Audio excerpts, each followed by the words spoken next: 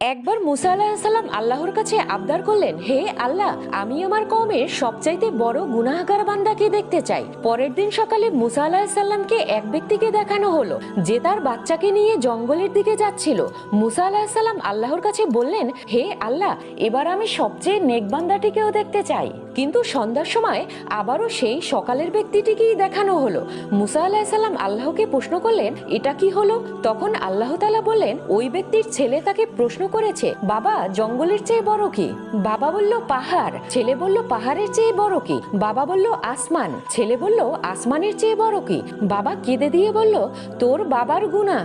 ছেলে বলল, গুনার চেয়ে বড় কি? বাবা খুশি হয়ে বলল, আমার আল্লাহর রহমত আর ক্ষমা। আল্লাহ তাআলা ইজ্জতের সাথে বললেন, হে মুসা, ওই ব্যক্তির অনুশোচনা এবং আমার প্রতি অগাধ বিশ্বাসে আমি এতটাই খুশি হয়েছি যে তাকে গুনাহগার থেকে নেক বান্দা বানিয়ে দিয়েছি। সুবহানাল্লাহ।